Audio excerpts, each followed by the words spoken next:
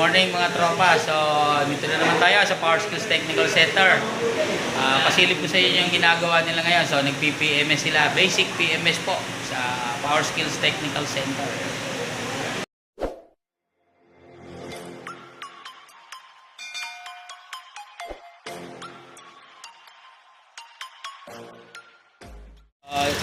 Morning guys. Ito yung isang unit natin. Andito si Sir Jess. Tanongin natin kay Sir Jess kung anong gagawin nila sa unit na to. Sir Jess, ano ba gagawin natin sa unit na to?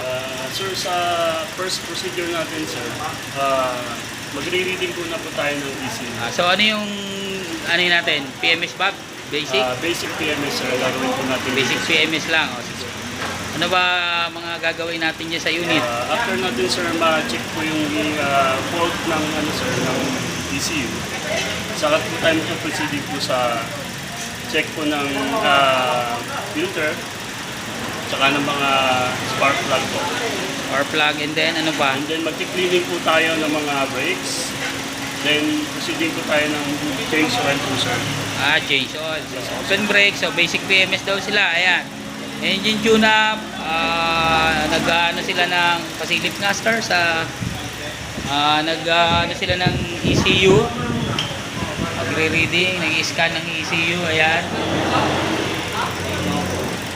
And mag-open brake sila. Reading. Ayan. Ito naman tayo sa kabilang side. Itanungin muna natin dito si Sir Lito. Sir Lito, ano naman ang gagawin natin dito sa Lancer Singkit na to? Ano po sir? Basic PMS lang po. Basic PMS. So, ano ba yung mga ginagawa nyo sa basic PMS? Change oil. Change oil. Change spark plug. Power plug. Filters. Check filter. Okay. Check PCV valve. Clean brakes po sir. Ano pa? Drive belt. Check drive belts. Mga belt. Okay, ayan. Inaano na nila, inaangat na nila yung gulong. Ayan. Okay. So, andito naman po tayo sa unit ng Innova. So, tanongin natin to si Sir EJ kung ano ang gagawin nila rito. Sir EJ, pwede ba matanong kung ano ang gagawin natin dito sa Innova na to? Sir, basic PMS po. Bali yung gagawin po dito. Oil change, then brake cleaning, tapos ng mga fluids, sir, tapos mga sensor cleaning din po. Tabi yung mga air, yung mga filter, ganun po, sir. I-scan din po. I-scan din. Okay, salamat. Ayan. So, ito yung mga gamit nila. Ayan, naka-ready na. Medyo dito na sila sa Innova. Nagawa, medyo malayo. May lilim. So, ito yung gamit ni Sir Lito. Naka-ready na. Yung kanyang mga spark plug, kanyang engine oil, brake cleaner, at degreaser. So, dito sa kabila, ready na rin yung kanilang mga filters. Ayan, mga air filter nila. Ayan, cabin filter. May degreaser na rin sila. Ayan. Brake cleaner. Ready na rin yung kanilang mga gloves.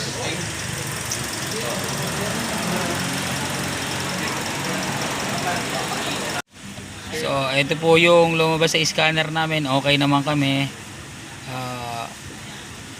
0 DTC pound. So magpo-proceed na po kami sa aming PMS. Sa kanila palang PMS. So guys, tingin mo okay na. Sa aming mga estudyante. Sige, medyo ayan. Kita ba? Basa ba? Ayan.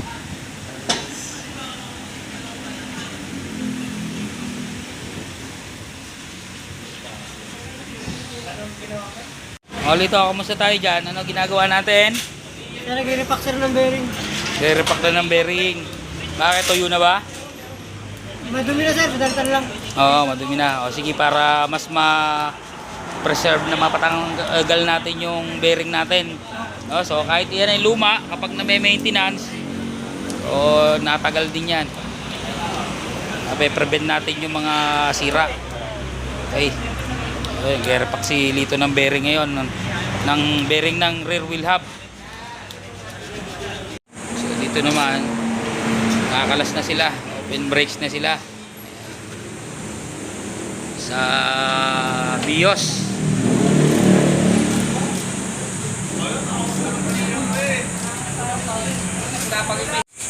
dito naman sa Innova, ayan, lilinis na sila ng mga brake pad.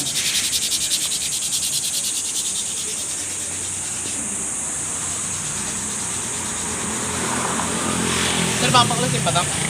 Kahit di na, malilinis mo naman yun dyan. Sipag mo, pre. So, dito, ayan, naglilinis sila, brake cleaning.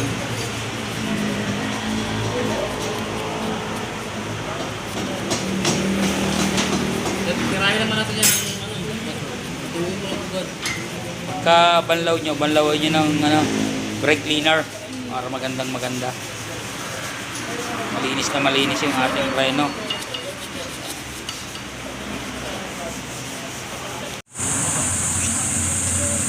Ito naman sa Innova, sir. Ayan, malinis na. Pero natapos ko siya yung scan. Yung system project, yung lahat yan na-check na yan. Yun yung asap na working. Okay naman. Wala pong... Wala namang nabasa. O, sige, proceed na tayo sa ano. So bakit ba kailangan tayo mag-scan muna? Kasi para ma-check natin mamaya, may previous sakit na pala to. Okay. O, sige po. Tama yun. So, pag nagbago tayo magawa ng sasakyan para iwas last touch, di ba? Baka may Bawa hidden sa issue. trabaho, may other issue. So, PMS lang ang sasabihin ni client pala, meron namang sira, no? Mapapadiin So, pa. mahirap nang ipaliwanag pag na PMS mo, baka sabihin, di ba?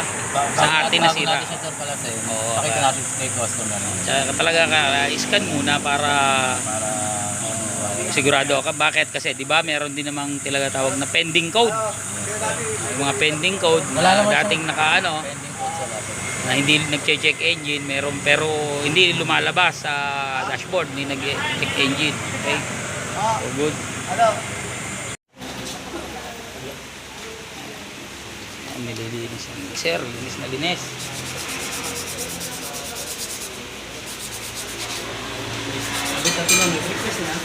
Okay, sir. Ayan. Tignan nyo naman maglinis. So sir, ba't ba natin kailangan linisin yan? Medyo may kalawang na po sir eh. Oh, sa po. Papatanggapin po ng sludge. So yan, para malakas ang preno. Okay. Kasi pagka yung dumi, hihina yung kapit ng brake shoe. Oh. So ilulubricate nyo din yan, ha? Mamaya. Okay.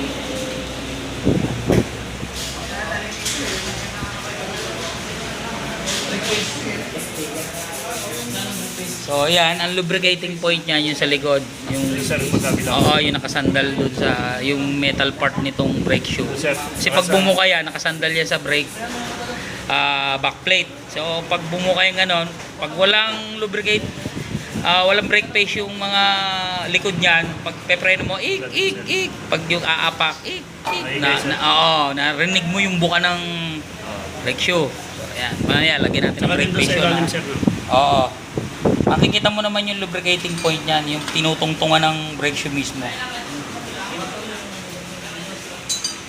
Guys, pangalan mo nga pala to? Si Katabyasa. yeah, yan. Yung drain plug, laging pinapalitan niya ng drain plug washer. Ito, bago ng bago yan kada change oil. So, hindi beta gray, hindi teflon ang nilalagay dyan. Washer. Pagkapag bago kadalagay mo dyan, pag bago washer na never natatagas yan. Yung iba, kaya napapansin nyo, nagli-leak kasi nga hindi pinapalitan yung drain plug washer. No? So, kada change oil, palit ng drain plug washer yan. Yan ay standard. Tapos ang torque nyan, nasa 30 foot-pound lang naman yan.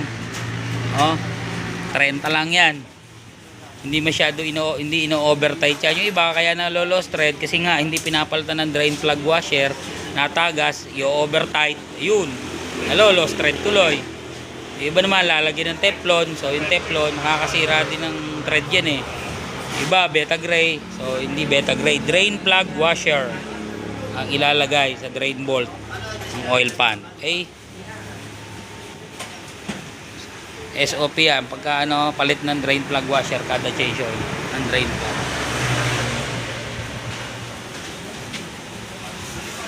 Guys, guys, yung mga pinipms ng ating mga student, ito may sa likod sa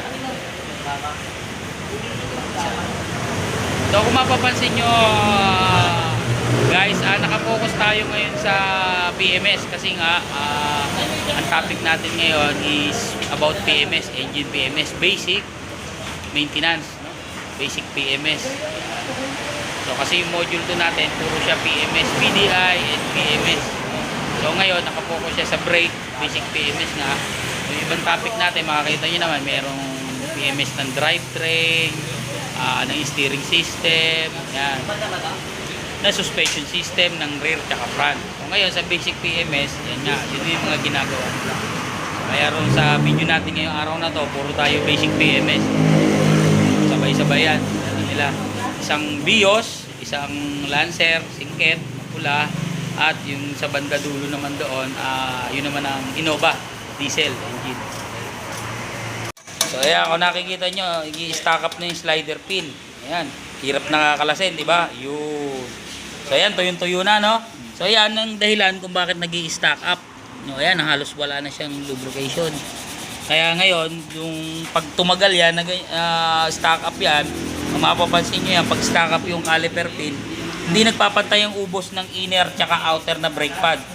So, yun ang nagiging cause kung bakit manipis yun sa loob na brake pad, makapal yun sa loob, manipis naman yun sa labas. Content nito tamaan ng So, yan. Ito naman ang tinatawag, lagi sa ilalim to guys, ang caliper bushing. So, yan. Ano to, pag wala nito, siya, nakakalampag. No? So, ito yung iniingatan natin. Pag nilagyan mo ng langis to, mamamaga, nagiging cause lang para siya ay mag-stack up. No? Ingatan to na huwag nyong basain ng, kagaya niya, ng mga brake cleaner, matapang, baka mamaga siya, nag-i-stack to pagka namaga. So, pag wala naman ito, kumakalog naman. Nandun yung pagpepreno nyo, nalagitik, natak-tak. Ang tawag to caliper bushing.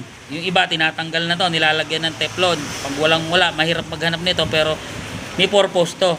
Kaya nilagay dyan, okay? Ingatan natin na huwag matanggalin yun.